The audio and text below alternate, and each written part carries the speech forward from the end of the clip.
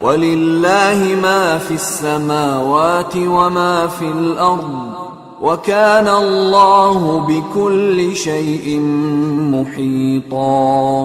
وَلِلَّهِ مَا فِي السَّمَاوَاتِ وَمَا فِي الْأَرْضِ، وہ اور للہ اللہ کے لیے ہے ما جو فی میں سماوات جو کچھ آسمانوں میں ہے، وما فی الارض اور جو کچھ زمینوں میں ہے، وکان اللہ اور اللہ تعالیٰ ہے، وکان اللہ اللہ تعالیٰ ہیں بکل بے کے متعلق کل اردو میں استعمال ہوتا ہے، تمام شے بھی اردو میں استعمال ہوتا ہے، محیطہ احاطہ کیے ہوئے ہے، زمین و آسمان میں جو کچھ ہے وہ اللہ ہی کے لیے ہے، اور اللہ تعالیٰ ہر چیز کو احاطہ کیے ہوئے ہے۔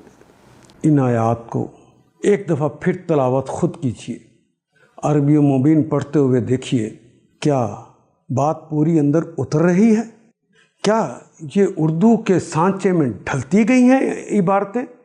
اگر بات سمجھ آنی شروع ہو گئی تو الحمدللہ یہی ہمارا ہدف ہے، اور یہ ہدف پورا ہو گیا۔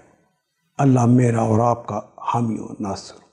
الف لام